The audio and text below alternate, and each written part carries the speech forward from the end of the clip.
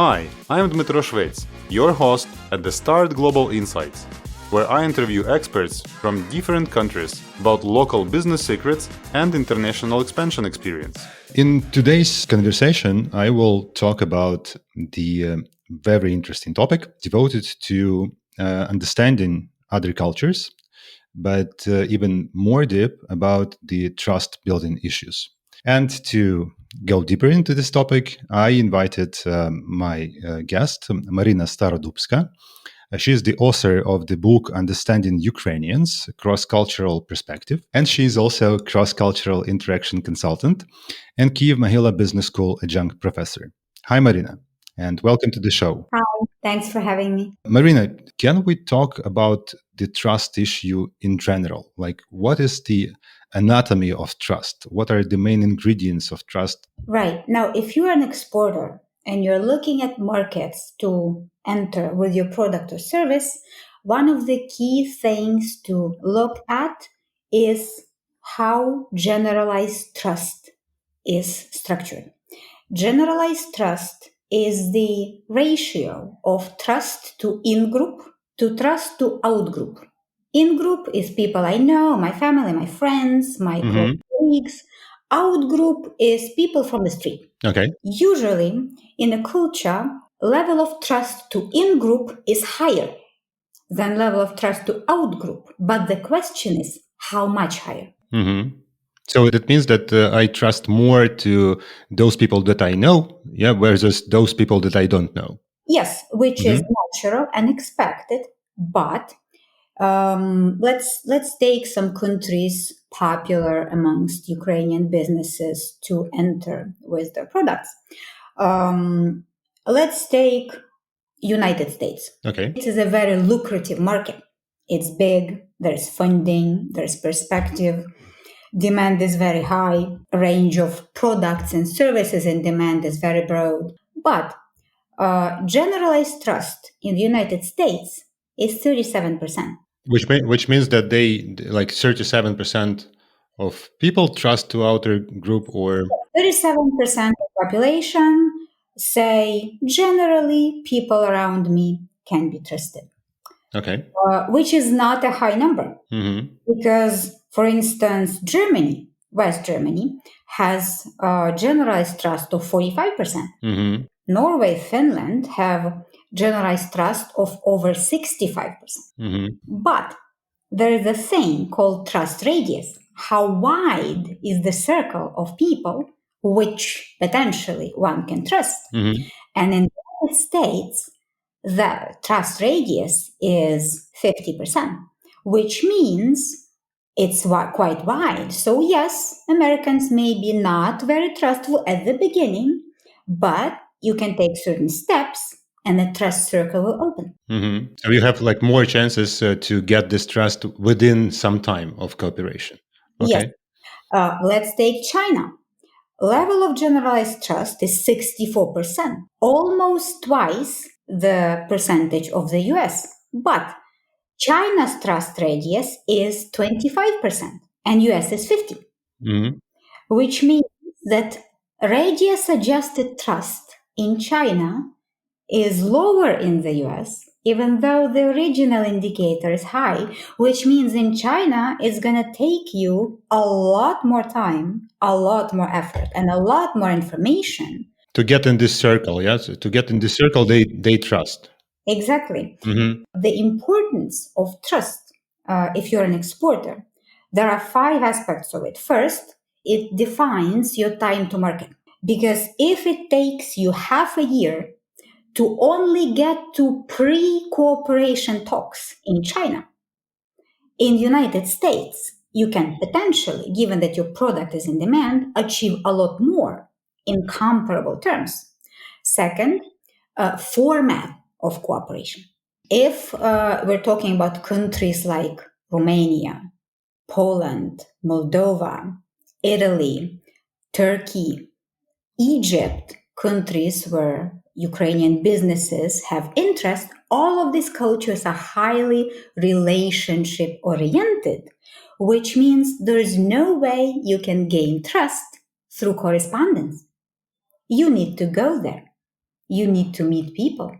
You need to socialize with people. That's interesting because when I consult companies to go abroad and somebody is asking me if I can help them with, for example, the Gulf area, yeah, and I say that I don't know how to build trust there, but I heard that there is a saying that you need 1 year to drink tea with these people first Okay.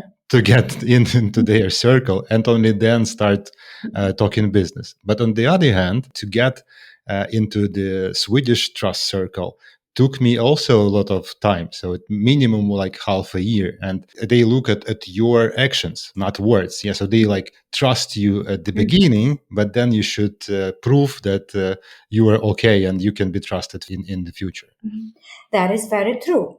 And the third aspect of looking at trust is the grounds. What is the trust built on? Like you said, in high trust societies, Scandinavia, Baltic states, you have some advanced trust. So they basically loan you some trust at the beginning Yeah. and watch you act. And if you do not drop that ball, the trust goes upward from there. But when we are talking about Middle East, Latin America, Eastern Europe, Central Europe, Asia, Southeast Asia, Africa, in this region, trust is not advanced. You don't get the loan of trust before cooperation. You need to actually spend some physical time, physical presence, attention, resources, energy to foster this initial trust. And not only that, the fourth aspect of the five about trust is rank sensitivity. If you are going to Norway, Estonia, again, Denmark, you can easily be a leader of a department, or you can be a high level specialist to establish the first contact. Yeah. But if you're going anywhere southward or eastward, you better be founder or you better be CEO if you want any kind of talks to happen. So rank sensitivity, in other words, power distance. How much tolerance there is to inequality in position, privilege, status, autonomy, authority, things like that. So Scandinavia and Baltic states have low power distance, which means diagonal communication between people of different ranks is possible. But if we're talking about Asia, Africa, Eastern Europe, Balkans, Ukraine included, yeah? Exactly. Our power distance, colleagues, is among the highest in the world. It's 95 out of 120. For reference, Malaysia's power distance is 100. Okay. So ours is very high. So in countries, cultures like these, unless you possess a certain rank, no one talks to you. Seriously. And the last aspect of trust is whether trust is transiable or not. Let's say you went to Estonia as a representative of your company. You had some talks. You brought back some contacts. Next time your colleague goes, in flat power distance cultures, your colleague will be met as someone whom they kind of already know through you, through your company. But in higher power distance cultures, that's going to be an entire new conversation, an entirely new relationship, because trust isn't transient. Okay, so if for example, director of the company went to Middle East and then agreed to some deal, and then they sent the manager of department. So this manager of department will need to build everything from scratch. That manager of the department will have to build their own relationship with the respective manager of department in the Middle East from scratch. Talking is one thing. Trusting is entirely the other. Okay. I also met this situation when I was working with Caucasian region, with Azerbaijan, for example. There was another thing about the trust they show and the real trust behind what they talk. Like everybody are very hospitable. They invite you to drink some wine, tea, coffee, eat some food, and they are so open-hearted and promise almost everything that you would like to get. But then it appears that it was like one part of hospitality, and then the real issue happens afterwards. Yeah, so you still need to go into this communication and conversation in an informal way, Mm-hmm. and you can feel that trust is there already, like from the beginning. Like you came and you got this trust. But in reality, it took me, I don't know, 1 year maybe to build real bonds with people, and even make them speak freely with me, not Mhm. hiding something, like they're just Mhm. expressing their thoughts. Mhm. Well, there is a saying called social norms. Social norms are what's okay and not okay to do in a certain culture. Mm. The same social norm in different cultures may have different meaning, different timing, and different application. Let's take it Mhm. in the Caucasus. Hospitality is a matter of politeness. If you do not treat your potential partner at a good restaurant, you don't receive them well in a good hotel, you're plain rude. This is politeness. It has nothing to do With with business. or lack thereof. Now let's take Mhm. Ukraine, which you and I represent. In Ukraine, hospitality is a product of trust.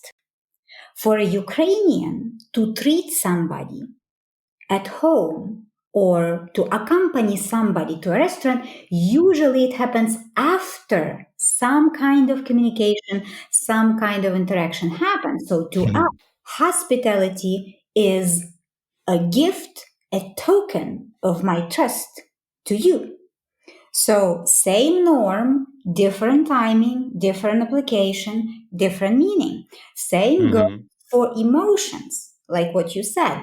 There are Mhm. cultures which are neutral, Germany, United States, Austria, China, and there are cultures which are affective with an A. Ukraine, Romania, Moldova, Italy, Spain. Turkey, Spain, exactly. So neutral cultures are those where, in professional context, emotions should be controlled. Mhm. So if you're holding negotiations with your German, Austrian, Estonian partners, Danish, Norwegian, Finnish, and you lose your temper or you Mhm. express frustration in an overly emotional manner, you just ruined your negotiation. It doesn't matter how passionate you are, emoting too much in a serious context in cultures like these is perceived as lack of professionalism Mhm. because emotion should be controlled. Maybe Japan is the top in this rank. Yeah. Yes, Japan is one of the most neutral cultures in that Mhm. sense. Um, now, if we're talking about affective cultures, now affective cultures use emotion as a way to signal about your trust, about your willingness to cooperate, about the connection being established, and the degree of that emotion expression differs. So, in affective cultures, if you're not emoting, that is strange. You may be Mhm. perceived as disinterested. You may be perceived Suspicious as guy. suspicious, distracted, aloof. So when we're talking about reading of the emotions and behaviors of representatives of different cultures, it doesn't hurt to know what that symbolizes in that specific culture. Are there any like basic rules if you did not spend time or invested your time in understanding the culture beforehand. Are there some simple rules that you should consider talking with any culture in the world, not to fail completely? Well, first, consider high trust, low trust. There are sociology surveys national in every country, so this information is very easy to obtain. By the way, I have here one book. This your book, yeah. So this is exactly the book about how to understand Ukrainians. And you have here the source of data about trust. Yeah, this high, low trust. This is kind of a quadrant. Yes, I saw it here. Yeah, this one. Yeah. Mm-hmm. So, first, high trust, low trust.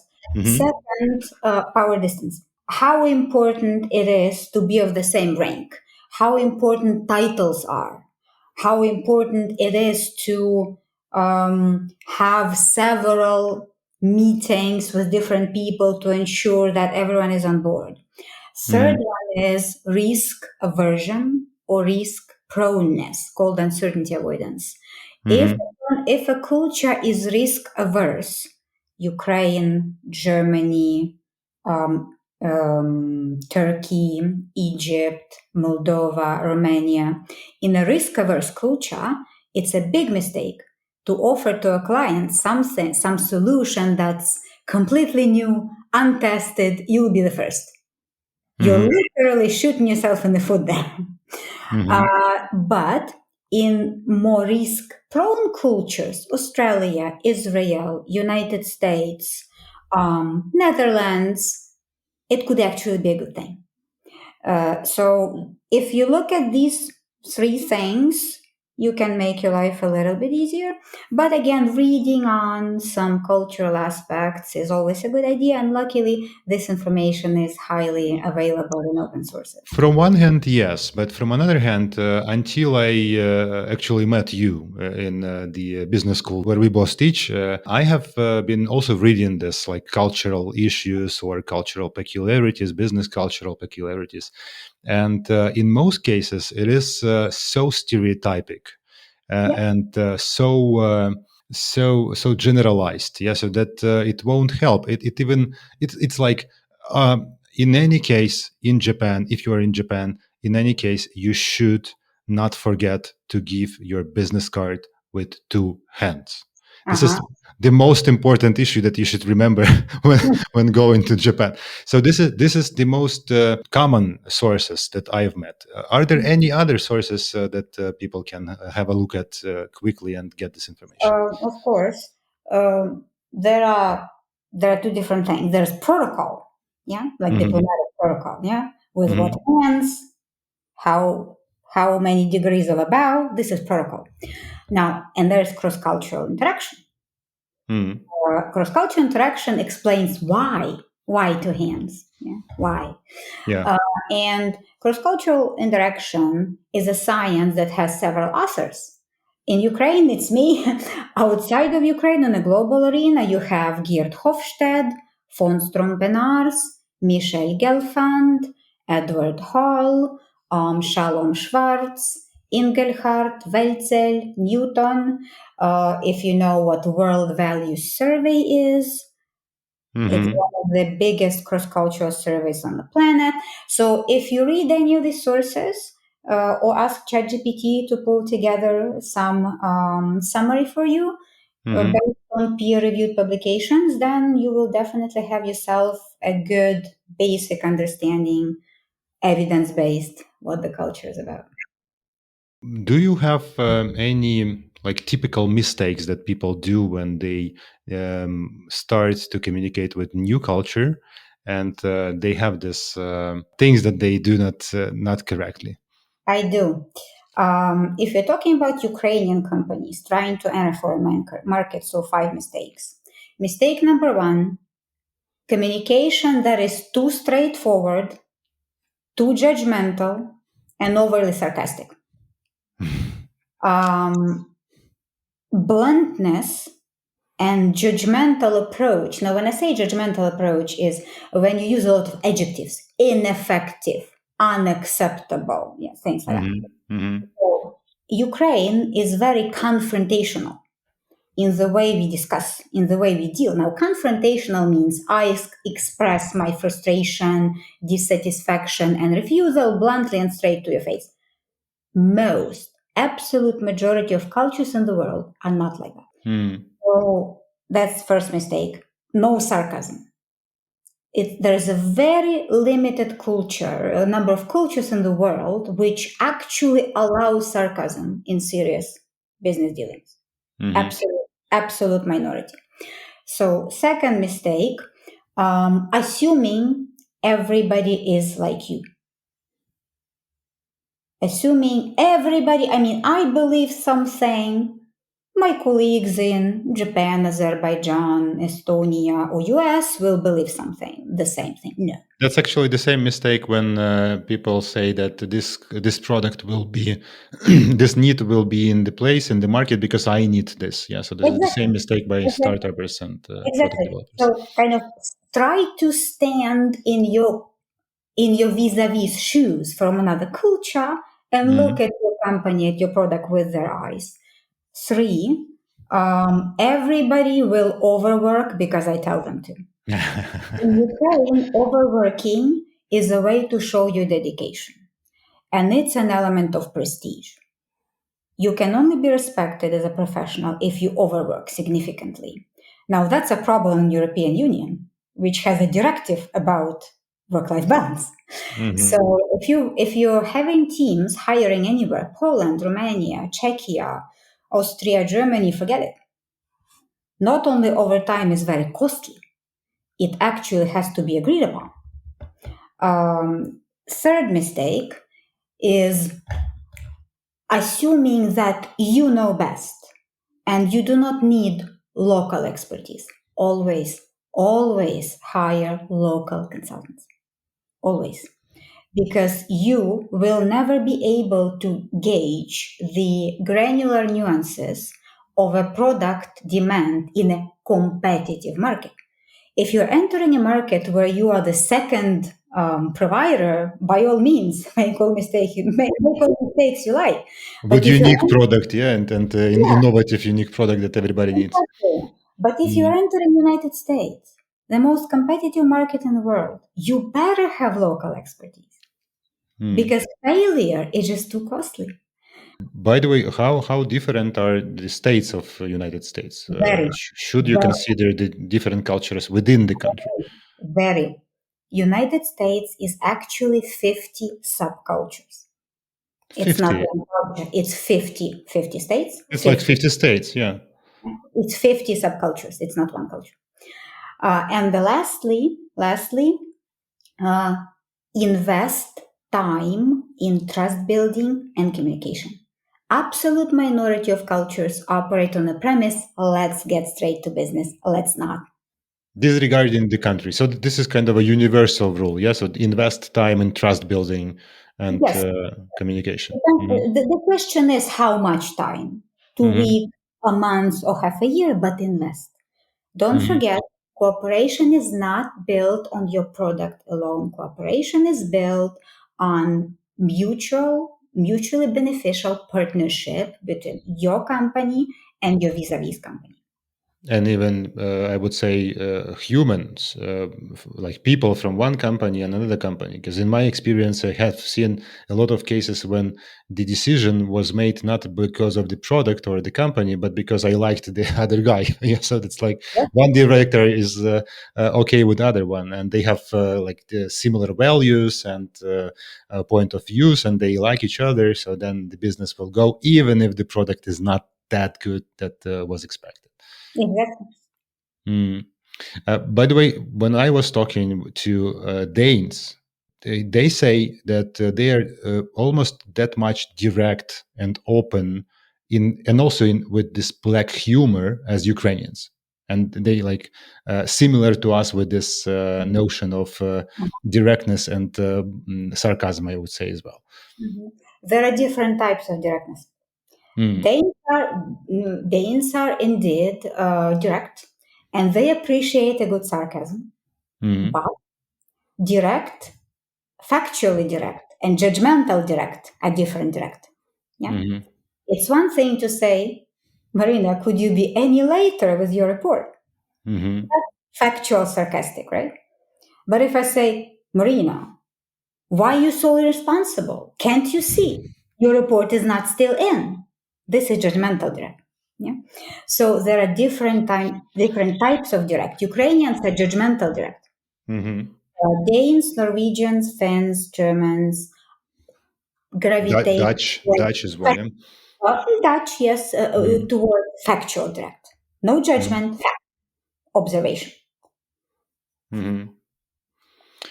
What are the maybe the last question to you, well, yeah, pre-last question to you, Mhm. from your experience and your opinion, what are the regions of the world that are most easy to enter and understand and to integrate in the culture?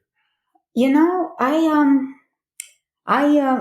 my philosophy in intercultural communication is there is no easy Mm-hmm. because one of the most familiar, in a sense, similar culture to Ukrainians are Colombia and Argentina. True. True. Not even Europe, Colombia Yeah. and Yeah. Argentina. True. However, having said that, even though we have a lot of similarities, there is a lot of nuances and Mm-hmm. uniquenesses. So I always urge clients do not think in terms which region is easier to enter, because Mm-hmm. I can make less effort. Yeah, Mm-hmm. doesn't Like matter. everybody from Ukraine was thinking that Poland is the most closest to us culturally and mentally market. We should go there. Even though Poland and Ukraine have a lot of historic periods where they were intertwined, and there are quite a bit of similarities. Poland is very different. Well, Exactly. first of all, it's an individualist society, and we're highly collectivist. Just Yeah. one thing.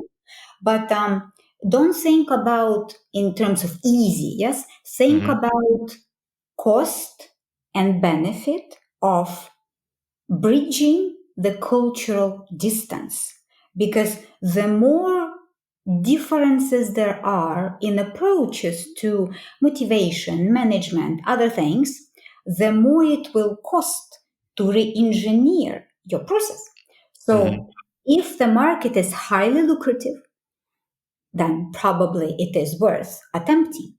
But if you're not sure about the perspectives of a product or service in a respective market, and the cultural distance is high, so Mm-hmm. additional investment will be necessary.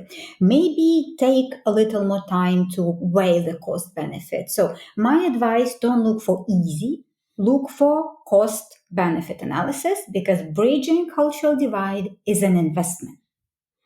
Actually, you have answered my last question about the last advice that you would give to our audience within this question as well. So, in fact, what you are saying is that in any case, you will need to study the other culture. Yeah. In any case, you will need to invest some resources in building trust and communication, and in any case, you will need time to get trusted. Yeah, and in some cases it is quicker and easier maybe to some extent, and what is the most important, that you will need or you will use different tools depending on the culture, how to get this trust and start your sales within this country. Because like for example, in my experience now, I'm promoting my educational programs, the Start Global Education, towards Nordic Europe. And even though I have contacts there, I have partners there, I still cannot go directly to consumers because they do not trust me, they do not know me. And in this case, I can borrow this trust from local associations or local partnership that I will use then to build trust. And in other countries, like you said, in Middle East, it is totally different story. So every time you will need to build your own trust connections with this company. Yeah. So in any case, you need to study, you need to understand the other cultures, and this will be a very good base for you to not make too much mistake, because in any case you will do these mistakes when you will enter new company or start communication with new culture. Great. Thanks, Maryna. That was, I think, only the opening. Yeah, the small part of what the intercultural communication is, and I have so many questions more, but unfortunately, we don't have too much time for this episode.